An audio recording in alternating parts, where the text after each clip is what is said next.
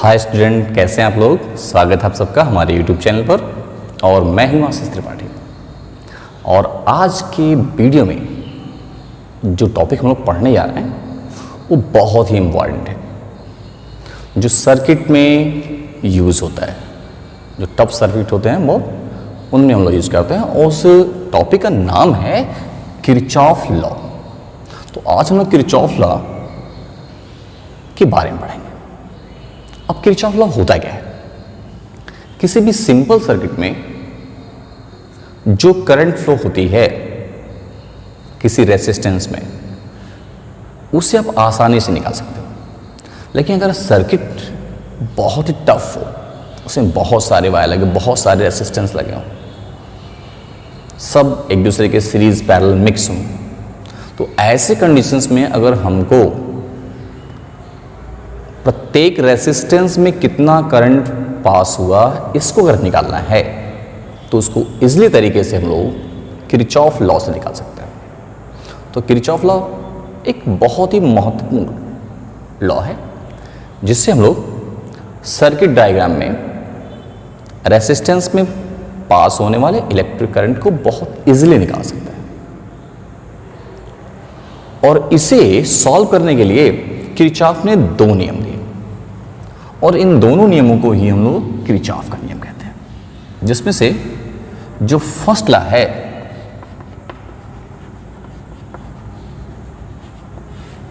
उसे junction law भी कहते हैं।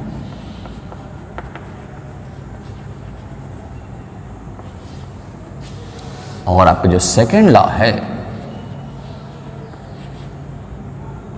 उसे क्लोज मेस्ड लॉ भी कहते हैं। क्लोज मेस्ड लॉ भी कहते हैं। तो आज हम लोग किरचॉफ के नियम में दोनों लॉ के बारे में पढ़ेंगे और दोनों लॉ से जो न्यूमेरिकल होता है उसे कैसे सॉल्व करते हैं उसके बारे में देखेंगे। तो चलते हैं। पहला है हमारा किरचॉफ का फर्स्ट रूल। किरचॉफ का फर्स्ट रूल, जिसे हम लोग ज्वाइंट रूल भी कहते हैं, प्रथम नियम या संधि का नियम, यह है किरचॉफ का पहला नियम। तो किरचॉफ के पहले नियम को हम लोग संधि के नियम से भी जानते हैं और फर्स्ट लॉ और जंक्शन लॉ।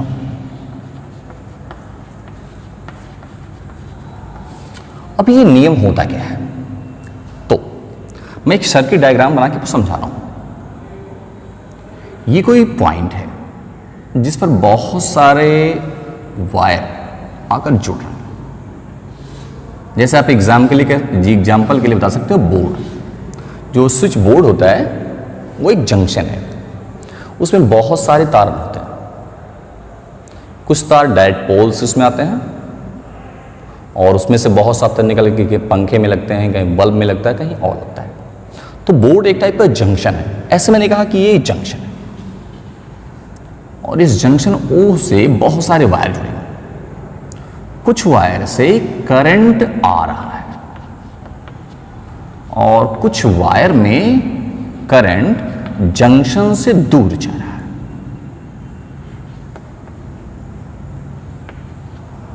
जैसे मैंने इस फिगर में आपको दिखाया कि जंक्शन ओ है, इस वायर से करंट I1 और I2 जंक्शन की तरफ आ रहा है और इन चार वायर से करंट I3, I4, I5 और I6 जंक्शन से दूर जा रहा है।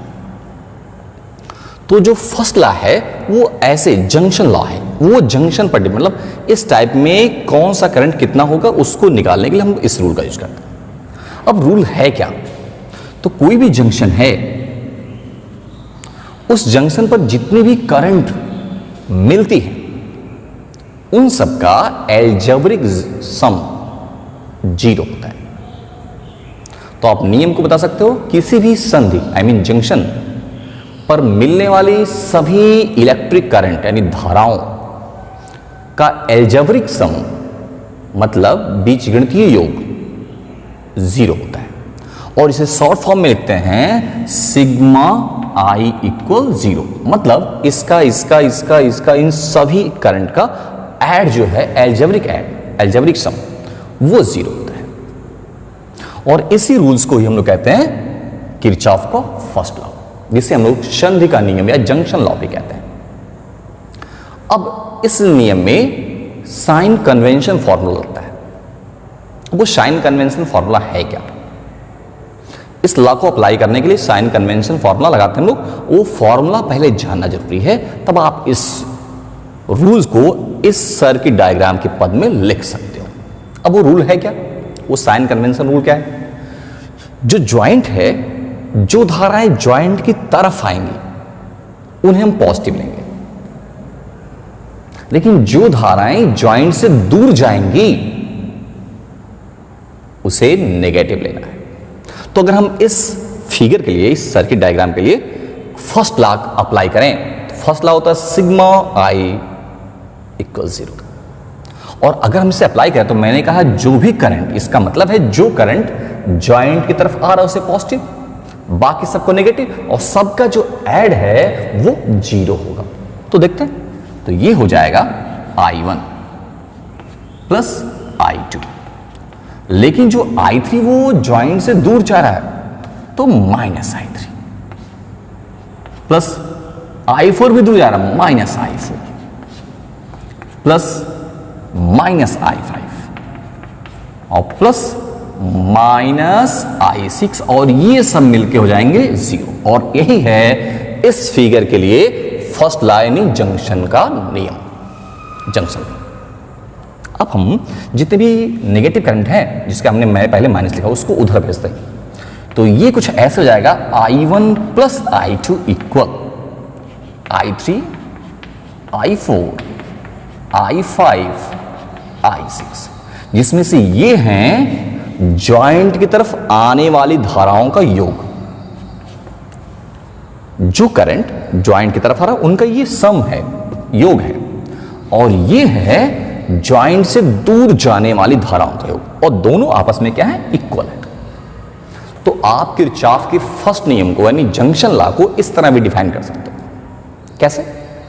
कि ज्वाइंट की तरफ जितनी भी धाराएं आ रही है उनका योग, आई मीन सम, ज्वाइंट से दूर जितनी धाराएं जा रही हैं सबकी योग यानी सम के बराबर होता है।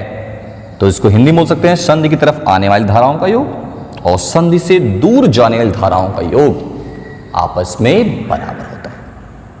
अब सवाल होता है, जो आपका किरचॉफ का फर्स्ट लॉ है, ये फर्स्ट लॉ क्या किसी रूल्स पर लागू होता है? बताएंगे बिल्कुल। ये फर्स्ट लॉ जो है, ये फर्स्ट लॉ आवेश संरक्षण, इसे हम लोग कहते हैं कॉन्जर्वेशन ऑफ चार्ज पर काम करता है। आवेश संरक्षण के नियम पर काम करता है, यानी कॉन्जर्वेशन ऑफ चार्ज रूल पर काम करता है। तो क्वेश्चन पूछता है 1 नंबर का, यानी छोटा सा क्वेश्चन, कि जंक्शन लॉ किस रूल को फॉलो करता है? तो बताएंगे कंजर्वेशन ऑफ चार्ज पर। इसमें आवेश संरक्षित रहता है, और चूंकि इसमें सिर्फ धाराओं का योग, धाराओं के बारे में लिखा गया है, तो इसे हम लोग धारा का नियम भी कहते हैं, यानी कह सकते हैं किरचॉफ के फर्स्ट लॉ का एक और नाम बताओ। तो किरचॉफ के फर्स्ट लॉ का नाम जंक्शन लॉ भी है, और इसे धारा का नियम भी कहते हैं, यानी करंट नियम भी, करंट लॉ भी कहते हैं। तो किरचॉफ के फर्स्ट लॉ का 2 नाम हमारे पास है, जंक्शन लॉ या करंट लॉ।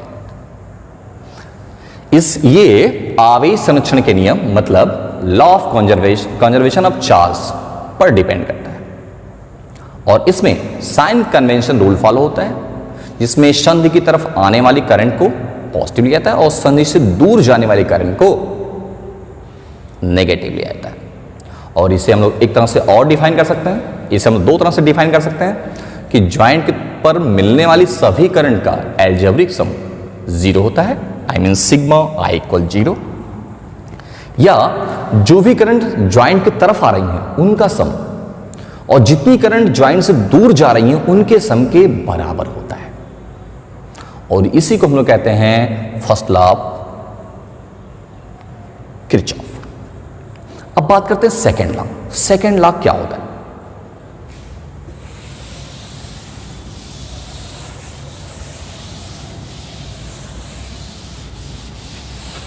तो जो फर्स्ट लॉ है वो ओपन सर्किट या जॉइंट सर्किट पर काम कर सकता है, लेकिन आपका जो सेकेंड लॉ है,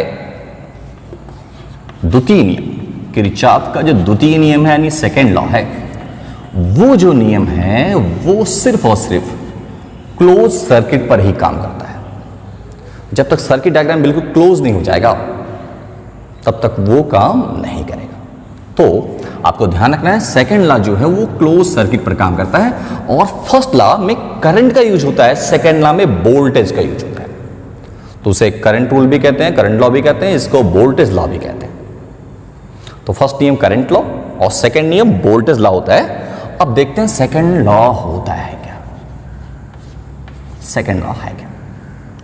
तो पहले मैं इसको डिफिनेशन की बताता हूं कि नियम क्या है, उसके बाद फिर समझा रहा हूं कि सपोज करें कि कोई एक क्लोज मैश हो यानी क्लोज सर्किट हो, पाश हो, किसी सर्किट में क्लोज मैश हो, हिंदी में उसे बंद पाश कहते हैं। उसमें जिस रेसिस्टेंस में जितनी धारा फ्लो होगी या पास होगी उनका मल्टीप्लिकेशन, अगर किसी क्लोज मेश में बहुत सारे रेसिस्टेंस लगे और सब में अपनी अपनी एक धारा फ्लो हो रही, पास हो रही है, तो जिस रेसिस्टेंस में जितनी धारा पास होगी दोनों के मल्टीप्लिकेशन का algebraic sum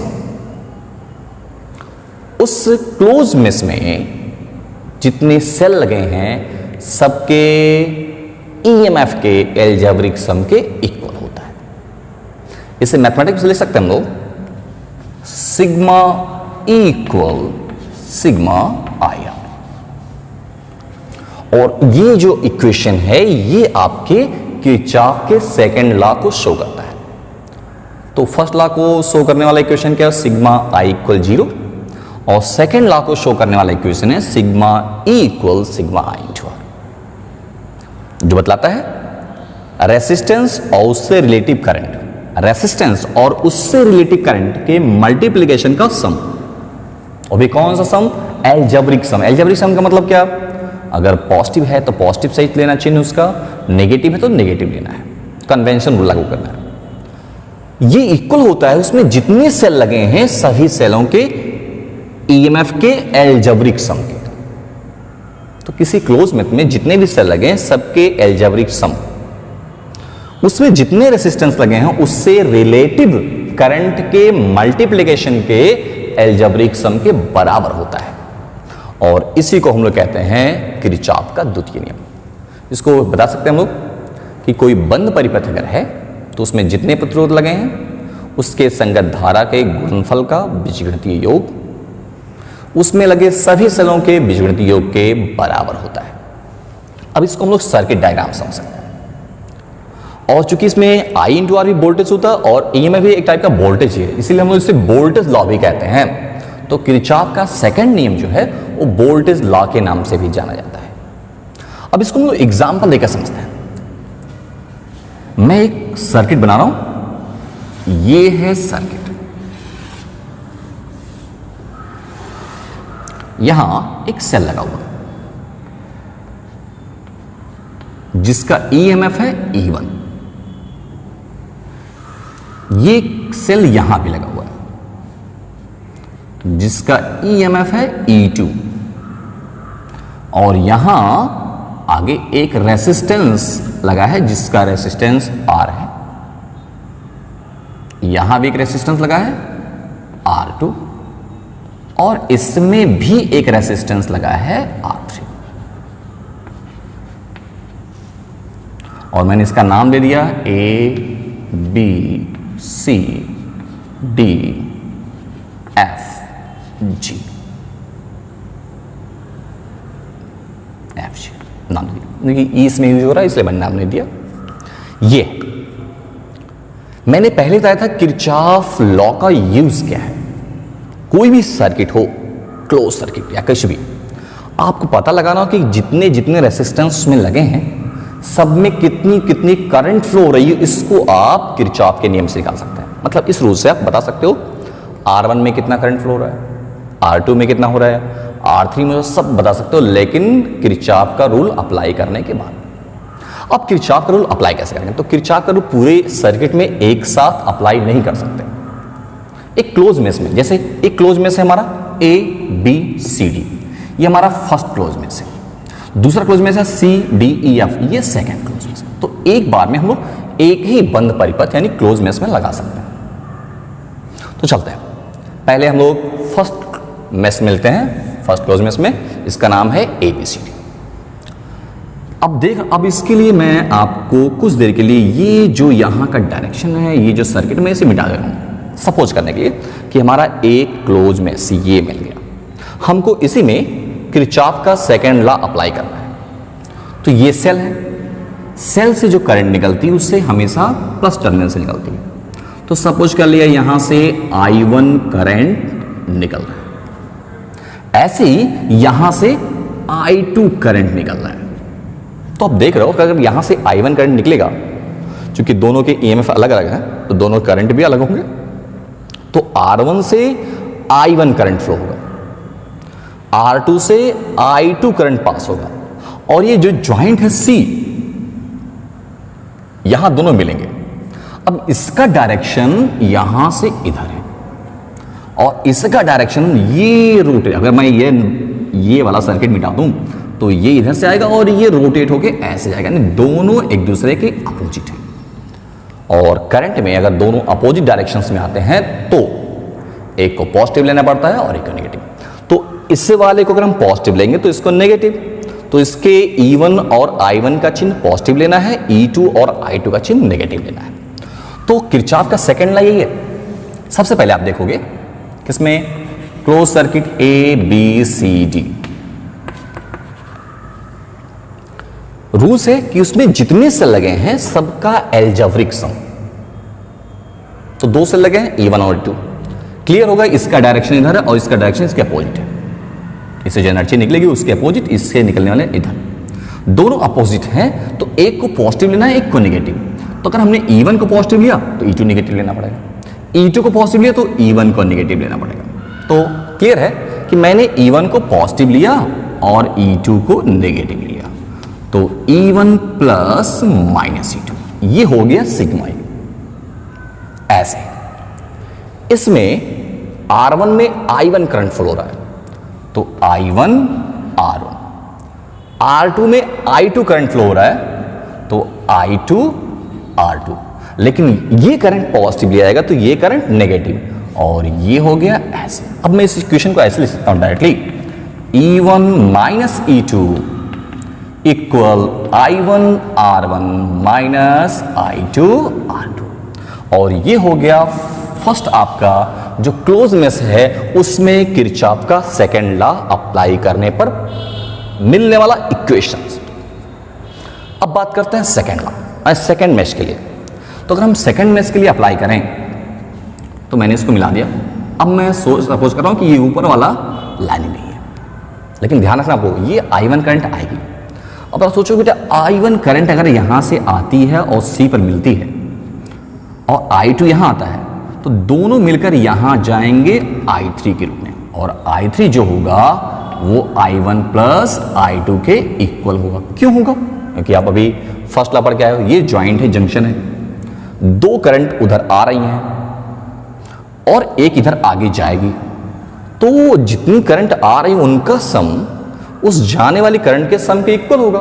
I mean I3 equal I1 plus I2 होगा। लेकिन अब जब हम इसमें सेकेंड लॉ अप्लाई करेंगे इन CDEF, क्लोज में CDFG में, तो उसमें तो एक ही सेल लगा हुआ है, वो है E2, तो किसी को भी नेगेटिव पॉजिटिव लेने की जरूरत नहीं है। इक्वल दो रेसिस्टेंस लगे हैं I2, R2 और R3। R2 रेसिस्टेंस में पास होने वाली करंट है I2 और R3 रेसिस्टेंस में पास होने वाली करंट है I1 प्लस I2। तो रूल्स कहता है जिस रेसिस्टेंस में जितना करंट पास होगा उसका से मल्टीप्लाई करना है। तो R2 में I2 पास हो रहा है तो I2 इंटू R2, R3 में I1 प्लस I2 पास हो रहा है तो I1 प्लस I2 हो गया। अब अब देख रहे हो ये करंट भी आएगी तो इस दिशा में जाएगी और I3 भी उसी दिशा में जा रही है, दोनों एक दिशा में जा रही है, इसलिए चिन्ह यहां प्लस लेना। और ये हो गया आपके दूसरे क्लोज सर्किट में सेकंड लॉ अप्लाई करने पर मिलने वाला इक्वेशन। अब सवाल उठता है इससे कैसे करंट को निकालेंगे। तो आप दोनों इक्वेशंस को सॉल्व करके I1 I2 का मान निकाल सकते हो। E1 E2 पता रहेगा आपको, रेसिस्टेंस पता रहेगा, तो दोनों को सॉल्व करके I1 I2 का मान निकाल सकते हो। अब सवाल उठता है जिस तरह से फर्स्ट लॉ जो है करंट लॉ भी कहलाता है और सेकंड लॉ को हम लोग वोल्टेज लॉ कहते हैं। फर्स्ट लॉ ओपन या ज्वाइंट के लागू होता है, ये सिर्फ क्लोज सर्किट के लागू होता है। फर्स्ट लॉ जो है वो कंजर्वेशन ऑफ चार्ज पर डिपेंड करता है। तो सवाल होता है सेकंड लॉ किस पर डिपेंड करता है? Second law conservation of energy पर लागू होता है, यानी ऊर्जा संरक्षण के नियम का पालन करता है। तो किरचॉफ का द्वितीय नियम जो है सेकंड लॉ, वो ऊर्जा संरक्षण के नियम का पालन करता है, यानी कंजर्वेशन ऑफ एनर्जी लॉ को फॉलो करता है। और सेकंड लॉ जो है ये जो अप्लाई करते हैं हम लोग, तो सवाल होता है इसमें कितनी इक्वेशन बनना चाहिए और कितने इक्वेशन बनाना कंपलसरी है। तो सवाल उठता है ये कि आप कितने पॉइंट्स ऐसे हैं, कितनी राशियां ऐसे हैं या कितने फिजिकल क्वांटिटी ऐसे हैं जिसकी वैल्यू निकालना चाहते हो। अगर आप दो राशियों, दो अज्ञात राशियों, दो फिजिकल क्वांटिटीज की वैल्यू निकालना चाहते हो, एक I1 एक I2, तो आपको दो इक्वेशन बनाना पड़ेंगे। तीन निकालना चाहोगे तो तीन इक्वेशन, यानी जितनी फिजिकल क्वांटिटीज की आप वैल्यू निकालना चाहते हो उस सर्किट में उतने आपको इक्वेशन मिलने चाहिए। अगर उससे कम इक्वेशन तो सॉल्व नहीं हो पाएगा। तो मुझे I1 निकालना है, I2 निकालना और I3, और I3 क्लियर है I1 और I2 के सम के इक्वल, मतलब हमको दो ही निकालना है। I1 और I2 निकालना तो I3 अपने आप निकल जाएगा। तो मुझे दो ही इक्वेशन चाहिए, फर्स्ट और सेकंड, दोनों को सॉल्व करके हम लोग I1 I2 का मान निकाल लेंगे। और जब I1 I2 का मान निकल जाएगा तो I3 equal I1 plus I2 हो जाएगा। तो देखते हैं इस पर न्यूमेरिकल कैसे लिखते हैं। तो मैं एक एग्जांपल आपको देकर समझा रहा हूं, ध्यान से देखिए।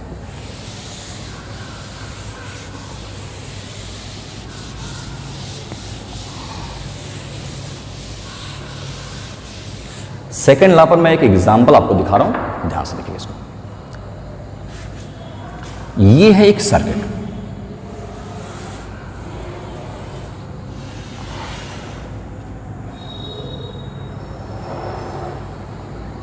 एक सेल यहां लगा हुआ है,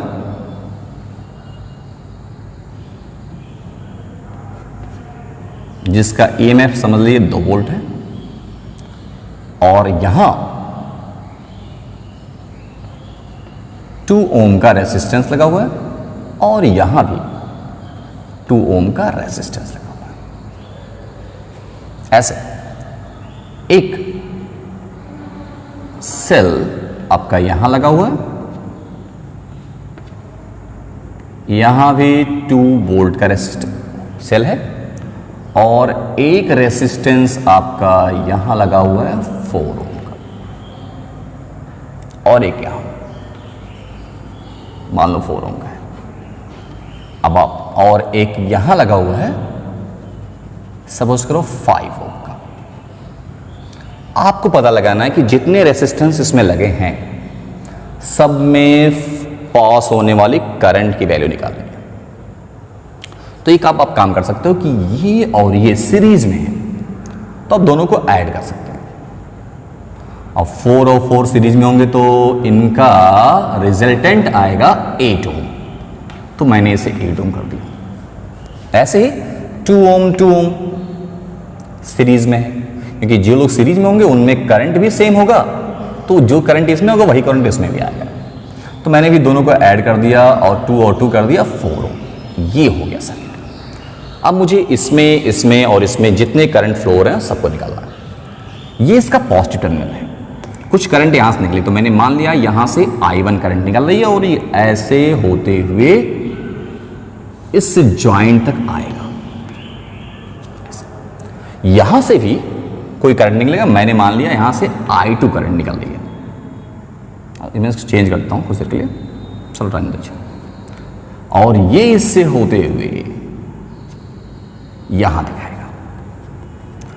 अब ये करंट इधर नहीं जाएगा और इधर नहीं, ज्वाइंट पर मिलेंगे, तो ज्वाइंट मिलने के बाद ये किसी तीसरे रास्ते पर चले जाएंगे, तो ये यहां चले आएंगे। और जब ये दोनों यहां आएंगे तो यहां जो करंट फ्लो होगा वो I1 प्लस I2 होगा। और यहां करंट आने के बाद I1 इधर चलाएगा और I2 इधर चलाएगा। ये तो पूरा बन गया। अब हम देख रहे हैं इसमें दो क्लोज मेश हैं, फर्स्ट और सेकंड।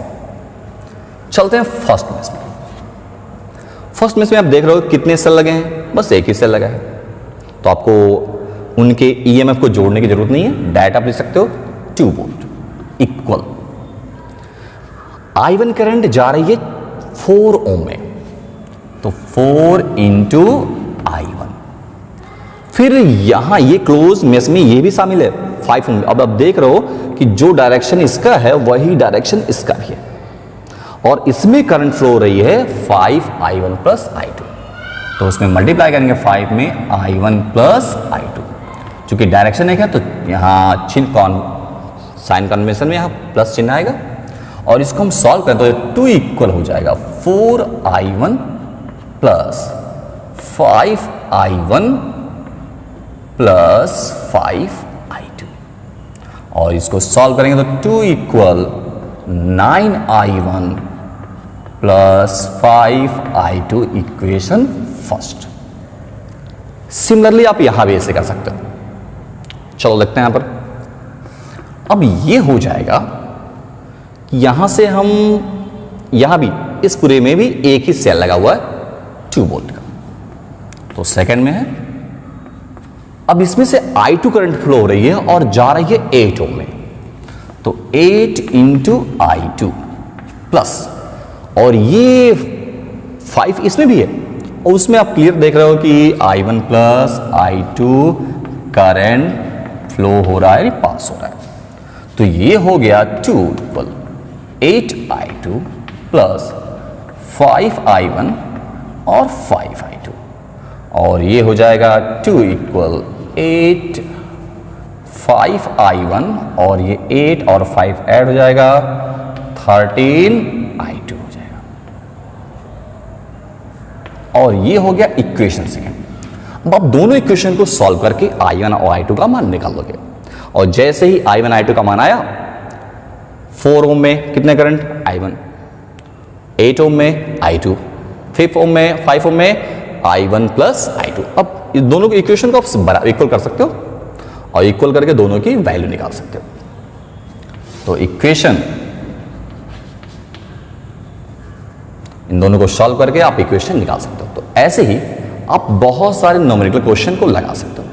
आपको ध्यान रखना है कि न्यूमेरिकल क्वेश्चन लगाते समय इस पूरी बात को टोटली ध्यान रखना है कि जितने भी आपको फिजिकल क्वांटिटीज निकालनी हैं, क्या उतनी इक्वेशन बननी चाहिए। आपको 2 करंट निकालना I1 और I2, तो 2 इक्वेशन बनना चाहिए। अब इसको सॉल्व अगर नहीं कर पा रहे हो तो आप सॉल्व करने के लिए कह सकते हो क्या, दोनों इक्वेशन सेम है, दोनों इक्वेशन की वैल्यू सेम है, इसकी वैल्यू भी 2 है, इसकी यानी इसके मतलब ये पोर्शन और ये आपस में इक्वल होगा। आई मीन कह सकते हो 9I1 plus 5I2 equal 5I1 plus 13I2, और इधर इसको इधर भेज सकते हो आप, तो ये हो जाएगा 9I1 minus 5I1 equal 13I2 minus 5I2, और ये हो गया 4I1 इक्वल, और ये 8I2, और I1 इक्वल हो गया 2I2। अब ये वैल्यू I1 की वैल्यू आप चाहे इक्वेशन फर्स्ट में रख लो और चाहे इक्वेशन सेकंड में I1 की वैल्यू आ जाएगी। तो अगर मैं इसे फर्स्ट इक्वेशन रखता हूं, मैं फिगर में डाल रहा हूं,